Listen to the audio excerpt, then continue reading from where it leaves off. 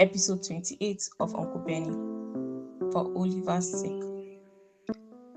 Oliver stood by the roadside, staring blankly ahead as his friends shouted for him to chase the football, rolling farther away. Absent-minded, he did not respond. He kept looking straight ahead until, finally, he turned toward his friends, heard their calls, and slowly walked after the football. When he returned, still moving sluggishly, the boys complained. "What's wrong with you?" one asked. "Is it your dad and mom again?" another added, mocking him. The others laughed. Oliver said nothing. Soon the boys resumed their game. They were all neighborhood children around the same age. At 9 years old, Oliver was quiet and reserved. He was the only child of Mr. and Mrs. Leno, a couple notorious in their neighborhood for their constant loud fights. At times, the arguments spilled into the street, forcing neighbors to intervene. That was why Oliver had been staring so intently. The street ahead was where he lived.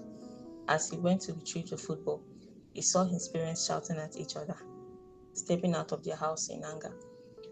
Moments later, still yelling, they forced their way back inside. Oliver watched from a short distance before turning again toward his friend's calls. He had grown used to his parents' fights, so used that even shouting, shoving, and harsh words no longer startled him. One morning, on his way to school, Oliver noticed activity near his house. A van filled with household items was parked in front of an empty building, suggesting a new neighbor had arrived. He slowed his steps to watch as the van was unloaded. Soon, a man stepped out and began carrying items inside. When he noticed Oliver watching, he waved. "Hello, boy. I'm new here. You can call me Uncle Benny," the man said. Oliver simply nodded and continued on to school. That afternoon, Oliver returned home to find a small crowd outside his parents' house. Another fight, he thought, unfazed. As expected, his parents argued loudly while neighbors tried to intervene. "This has gotten out of hand," someone shouted. "They frighten us. We've called the police several times, but they never change," a woman told Uncle Benny, who observed quietly. Oliver slipped into the house unnoticed, ignoring the commotion. Later that evening, a knock came at the door. Oliver, sitting in the living room watching a cartoon, opened it. Uncle Benny stood. Oliver wondered what he wanted. His mother greeted Uncle Benny warmly. "Hello, sir. You are the new neighbor, right? Please come in." Uncle Benny smiled politely and declined refreshments.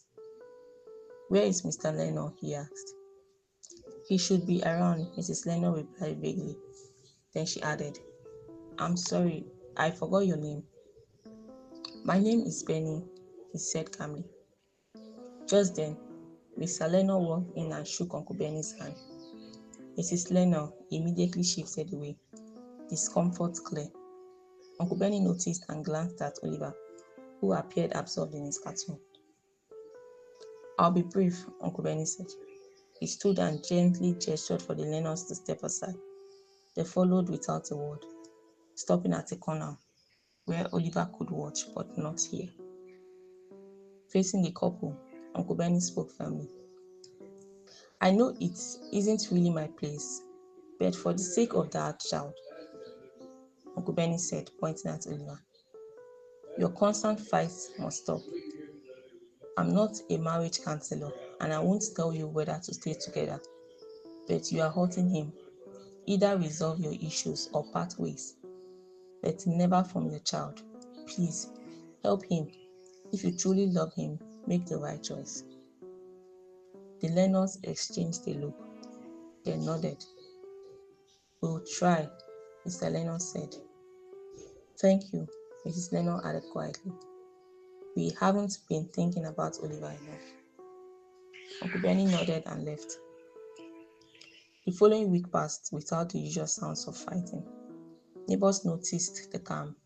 Weeks later, still nothing. Uncle Benny hoped his words had made a difference. One Saturday morning, while jogging, Uncle Benny ran into Mrs. Leno. "It feels right," for me, for Oliver, she said.